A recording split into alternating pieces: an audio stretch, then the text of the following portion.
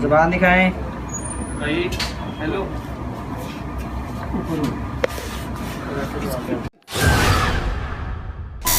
अस्सलाम वालेकुम गाइस, मैं हूं शहबाज। जैसे कि आप मुझे जानते हैं और गाइस आप ये भी जानते हैं कि 220 नंबर एपिसोड में मेरे साथ क्या हुआ है वो सिर्फ मैं जानता हूं, आपको तो पता ही नहीं है कि मेरे साथ क्या हुआ। काफ़ी लोग कह रहे हैं, मैसेज कर रहे हैं, कमेंट्स में लिख रहे हैं कि शहबाज भाई के साथ क्या हुआ, उनको कोई चीज़ वगैरह खींच के ले गई है। तो ऐसे ही हुआ मेरे साथ, मैं आपको बता नहीं सकता। मुझे जिंदा रहना किसको कहते हैं ये हॉस्पिटल में जाकर मुझे एहसास हुआ है।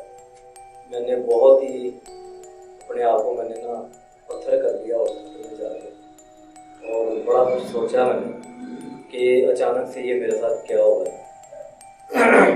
तो आपको मैं बता देता हूँ कि मैंने उस दिन क्या किया और मेरे साथ ऐसा क्यों हुआ।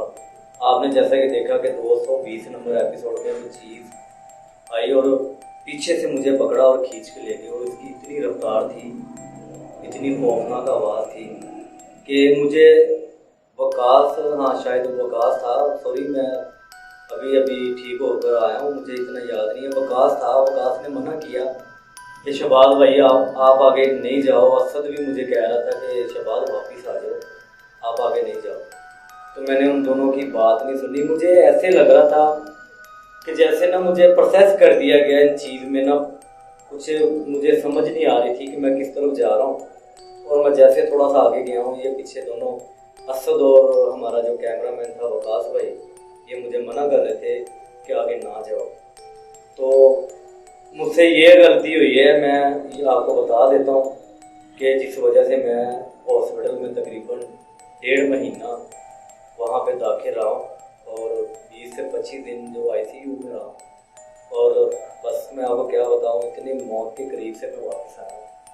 आप सबकी दुआएं थी, और जिन जिन्होंने मेरे हक़ में दुआएं की हैं उनका बहुत शुक्रिया, और जिन जिन्होंने हेल्प की है मैं ज़्यादा बताना नहीं चाहता। जिन जिन लोगों ने मेरी हेल्प की है, असद भाई की हेल्प की है, रिक्वेस्ट आपने एक्सेप्ट की है, बात मानी है, तो उनका भी बड़ा शुक्रिया। तो जैसे ही मैं वहाँ पे आगे निकला हूँ तो मैं वापस आया हूँ, तो मेरे ऐसे जैसे कंधों पे वजन पड़ गया है और मेरे जो कदम थे ना वो भारी हो गए। मैंने काफ़ी अपने आप को ना एक्टिवेट करने की कोशिश की कि मैं यहाँ से निकल जाऊँ, लेकिन जो असद मुझे आवाज़ दे रहा था कि शहबाज वापस आ जाओ, मुझे ना उनकी आवाज़ बिल्कुल ही हल्की हल्की सुनाई दे रही थी और मेरी आंखें खुली रह गई थी। तो जब पीछे से मुझे चीज़ ने पकड़ा और इतनी स्पीड से लेके गई और कमरे में जो मुझे फेंका ना, उसके बाद गाइस मुझे नहीं पता था कि मेरे साथ क्या हुआ है, ये मामला कैसे हुआ है। मेरे ये कमर में छोटा सा ऑपरेशन हुआ है गिरने की वजह से, जिसकी वजह से मुझे होश नहीं आ रहा था। तो मैं सबसे पहले शुक्र करता हूँ अल्लाह ताला का कि अल्लाह ताला ने मुझे नई ज़िंदगी दी है और आप लोगों के सामने मुझे खड़ा करता है।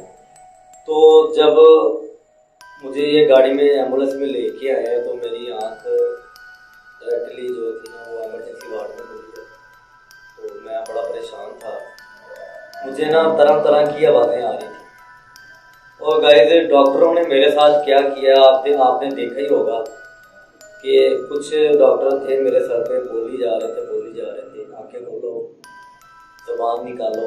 मुझे इस तरह की हल्की हल्की आवाज़ें सुनाई दे रही थी, लेकिन मैं मुकम्मल वहाँ से सुन नहीं सकता था कि मेरे साथ क्या हो रहा है। मैं सबको महसूस कर सकता था कि मेरे दोस्त भी हैं, इम्तियाज़ भाई हैं, वकास भाई हैं, असद भाई हैं।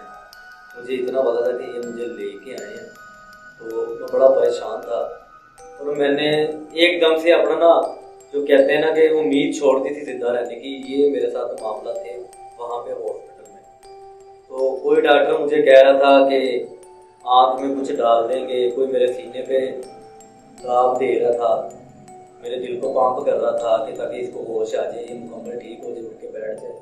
लेकिन इस तरह का नहीं था। मेरे ख्याल में जो चीज़ें वहाँ पे थी मेरे साथ, वही चीज़ें मुझे हॉस्पिटल में महसूस हो रही थी। जैसे मेरे कंधों पे ना वज़न डाला हुआ है और काफ़ी सारे इतना वज़न डाला हुआ है कि मैं ना बोल सकूं, ना मैं किसी को जवाब दे सकूं, ना मैं उठकर चल सकूं। और ना मैं ठीक तरह से किसी को देख सकूँ कि कौन मुझे ट्रीट कर रहा है, कौन मुझे आवाज़ें दे रहा है। मेरे साथ ये मामला थे। और ये सारे मामला तो हुए कैसे, मैंने असद को बाद में बताया जब मैं ठीक होकर आया हूँ। तो मैंने बाद में बताया, मैंने कहा असद एक रूम में ना मैंने ये गलती की कि एक कंगन पड़ा था किसी का हाथ में पहनने के लिए, वो मुझे ना अपनी तरफ खींच रहा था। और मुझे इतना याद है कि कैमरे में रिकॉर्ड नहीं हुआ, जब कैमरा मैन ने फ्रेम चेंज किया और कैमरा उधर लेके गया, उस कंगन को मैंने कमरे में से उठा के ना अपनी जेब में डाल दिया। तब मुझे ना थोड़ा सा झटका महसूस हुआ है। तो मुझे तब भी एहसास नहीं हुआ कि ये मैंने क्या चीज़ उठा के अपनी जेब में डाल दी। शायद मैं वहाँ पे समझ जाता और ये चीज़ जो थी मेरी जेब में उसको निकाल फेंक देता, लेकिन नहीं था। वो मुझे अच्छी लगी थी चीज़। वो कंगन इस तरह का था कि जैसे आप हिसाब लगा लें कि सोना कोई हो या चांदी हो, इंसान को अपनी तरफ माइल कर लेती है, लेकिन ऐसा कुछ नहीं था मेरे साथ। मुझे बस ना वो अच्छा लगा, प्यारा लगा, मैंने उसको उठा के अपनी जेब में डाला। उसके बाद जब उस घर से बाहर निकले ना, आपने देखा कि मैं बाहर आ गया, वो असद बाहर आ गया और हमारा जो कैमरा मैन वकास भाई थे वो बाहर आ गए। तो मेरा ना मुझे आवाज़ आई है कि शहबाज वापिस आ। तो मैंने इन दोनों की तरफ देखा, मैंने कहा शायद वकास भाई ने मुझे आवाज़ दी या मुझे असद ने आवाज़ दी कि वापिस आ जाओ, लेकिन उस आवाज़ इन दोनों की नहीं थी।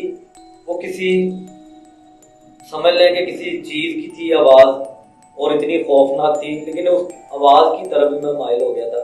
वो आवाज़ मैंने जैसे सुनी, मेरे कदम खुद ब खुद ही उस कमरे की तरफ, उस घर की तरफ चल पड़े। तो मैं आगे गया हूँ।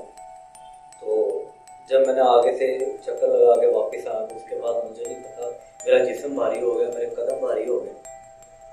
वहीं फिर आपने शायद देखा, बल्कि देखा ही है आपने कि क्या मामला तो है, कुछ चीज़ आई, इतनी रफ्तार थी और इतनी खौफनाक आवाज़ थी कि मुझे यहाँ से पकड़ा और खींच के ले गई। मैं मतलब कि असद को आवाज़ भी नहीं दे सका, ना ही वकास को मैं आवाज़ दे सका, क्योंकि जल्दी जल्दी में इतना हो गया, समझ लगे कि जैसे इंसान को अचानक मौत आ जाती है, इस तरह का मेरे साथ था मामला।